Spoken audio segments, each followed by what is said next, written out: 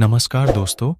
आज हम एक बार फिर आपके बीच लेकर आए हैं गौतम बुद्ध की कहानी। हमें उम्मीद है कि आपको यह कहानी बेहद पसंद आएगी। तो चलिए शुरू करते हैं।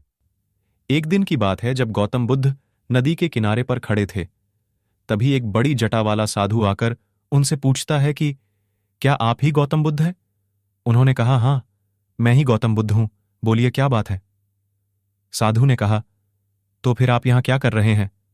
गौतम बुद्ध ने कहा कि मैं नदी पार करना चाहता हूं, इसलिए मैं कब से नाव का इंतजार कर रहा हूं। गौतम बुद्ध की यह बात सुनकर वह साधु गुस्से में कहने लगा कि क्या आप इतने बड़े हैं और सारा संसार आपको जानता है और आप एक नदी पार नहीं कर सकते? आप यहीं रुके, मैं आपको नदी पार करके दिखाता हूं। फिर वो साधु थोड़ी ही देर में नदी पार करके वापस लौट आता है। फिर गौतम बुद्ध को कहता है कि देखो, मेरे पास इतनी क्षमता और ज्ञान है, फिर भी लोग मुझे नहीं जानते और आप ऐसा कुछ भी नहीं कर सकते। फिर भी सारा संसार आपको जानता है। और तब गौतम बुद्ध उस साधु से पूछते हैं कि आपको इस कला को सीखने में कितना वक्त लगा? साधु हंसकर कहता है कि ये कोई साधारण कला नहीं है। मुझे इस कला को सीखने में पूरे 15 साल लगे हैं। दोनों बातें ही कर रहे थे तो इतने में उस किनारे से नाव आती है और दोनों नाव में बैठकर नदी पार कर लेते हैं। फिर गौतम बुद्ध नाव वाले को 1 रुपया देते हैं और उस घमंडी साधु को कहते हैं कि आपके इतने साल व्यर्थ गए। जिस काम को आप 1 रुपये में कर सकते थे, उस काम के लिए आपने 15 साल बर्बाद किए। आप जैसा मूर्ख साधु कोई नहीं है। अगर यही 15 साल लोगों की भलाई और आपने जीवन को सार्थक करने में लगाते तो आज आपको भी कहीं ना कहीं पूरा संसार जानता होता और आप एक महान साधु होते।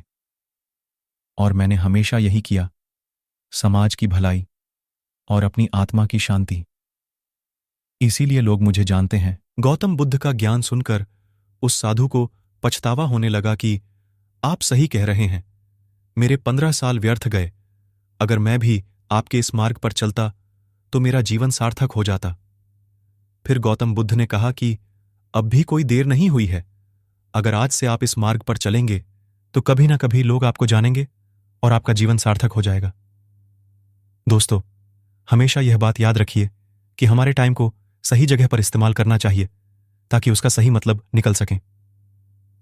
हमारा टाइम बहुत कीमती है, उसे ऐसे व्यर्थ ना करें।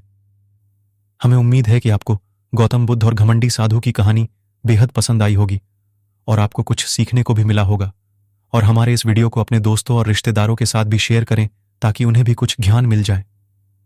कहानी आपको कैसी लगी हमें कमेंट करके जरूर बताएं। धन्यवाद।